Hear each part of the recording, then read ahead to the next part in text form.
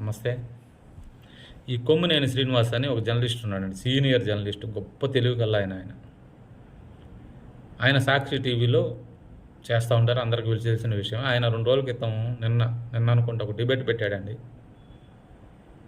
పెట్టి పిఠాపురంలో మత్స్యకారుల సమస్య ఒక వారం 10 రోజుల క్రితం నుంచే ఉంది. వాళ్ళు ధర్నా చేసింది కూడా చాలా రోజులైంది. పవన్ కళ్యాణ్ గారు నిన్న జగన్మోహన్ రెడ్డి గారు వెళ్ళేటప్పుడే ఎందుకు వెళ్ళాలి, డైవర్షన్ పాలిటిక్స్ చేయడానికి వెళ్ళారు అని మాట్లాడుతున్నాడు ఆయన. సరే, వారం 10 రోజుల నుంచి వాళ్ళు ధర్నా చేసినప్పుడు, అక్కడ సమస్య ఉన్నప్పుడు ముందుగా జగన్మోహన్ రెడ్డి గారిని పంపించకపోయావు అక్కడికి నువ్వు? పవన్ కళ్యాణ్ గారికి జ్వరం వచ్చింది, ఆరోగ్యం బాగలేదు. ఆ తర్వాత ఆయనకి బెంగళూరు ప్రోగ్రాం ఒకటి ఉన్నింది, పోయి వచ్చారు. ఆ తర్వాత నేను పలానా రోజు వస్తానన్నారు, వచ్చాడు, చెప్పాల్సిన మాట చెప్పాడు, వాళ్ళకి ఇవ్వాల్సిన హామీలు ఇచ్చాడు, అయిపోయింది. ఈయన ముందు పోవచ్చు కదా ఆడికి, తర్వాత మెడికల్ కాలేజీల దగ్గరికి వెళ్ళచ్చు కదా. సగం కట్టిన మెడికల్ కాలేజీలు అవసరమా పాడుపడిపోతుంటే? వీళ్ళ సమస్యలు అవసరమా? ముందు జగన్మోహన్ రెడ్డి గారు ముందు ఇక్కడికి వెళ్ళొచ్చు కదా, వాళ్ళ సమస్యలకు పరిష్కారం తేవచ్చు కదా.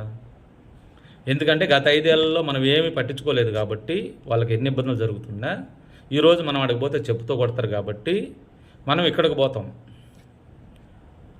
ఆ నియోజకవర్గానికి సంబంధించిన ఎమ్మెల్యే అక్కడికి పోయి వాళ్ళకి సమస్య పరిష్కారం చేస్తానంటే డైవర్షన్ అంటారు మీరు.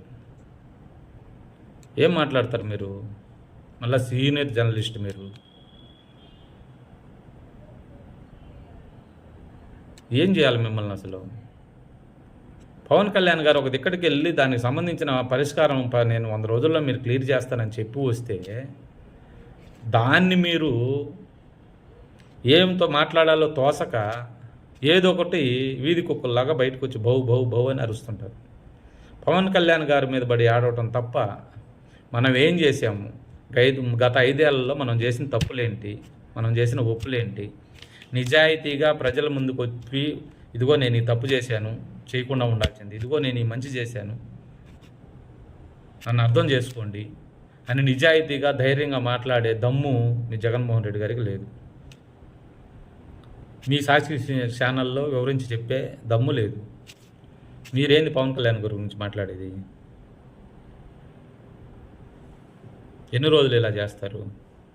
ఒక పక్క నవ్వుతున్నారు, ట్రోల్ చేస్తున్నారు. నర్సీపట్నం వెళ్ళినందుకు జగన్మోహన్ రెడ్డి గారు మాట్లాడిన మాటలు ఎలా ట్రోల్ అవుతున్నారో చూస్తున్నారు. సిగ్గు కూడా లేదు. మళ్ళీ మీరు పవన్ కళ్యాణ్ గారి మీద పడి ఏడుస్తూ ఉంటారు.